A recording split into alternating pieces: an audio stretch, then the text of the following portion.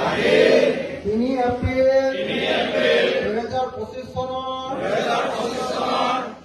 অনুষ্ঠিত হোৱা ৰাইজৰ দলৰ সমষ্টি সমিতিৰ শিৱসাগৰ সমষ্টি সমিতিৰ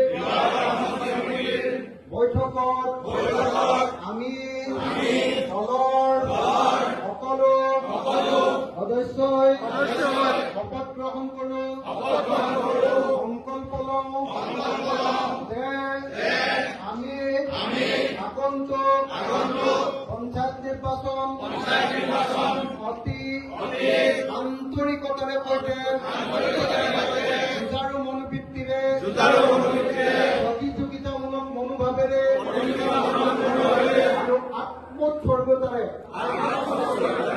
সম্পূৰ্ণৰূপে দলৰ প্ৰাৰ্থীসকলক জয়ী কৰিবৰ কাৰণে কাম কৰিম। আজি আমি শপত লৈছো যে 2025 চনৰ পঞ্চায়ত নিৰ্বাচনৰ শিৱসাগৰ বিধানসভা সমষ্টিত ৰাইজৰ দলৰ কৰ্মীসকলক আমি জয়ী কৰাম।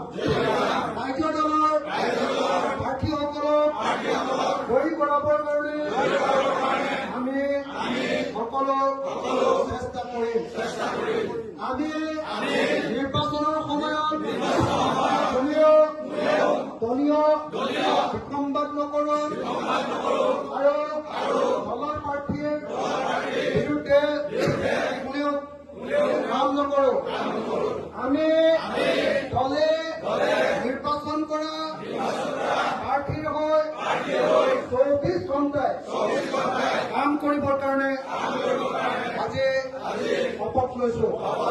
নিৰ্বাচনৰ দিন শেষ নোহোৱা পৰ্যন্ত আমি সকলোৱে দিনে ৰাতিয়ে কেৱল দলৰ প্ৰাৰ্থীৰ প্ৰচাৰত মগ্ন থাকিম।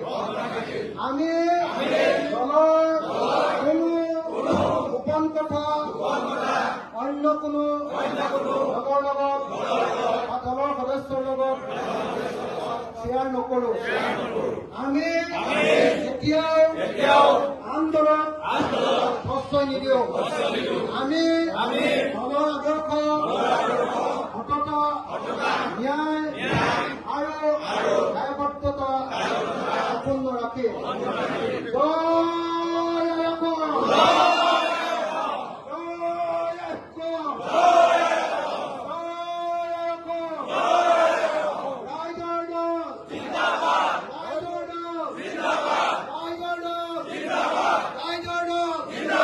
ধন্যবাদ।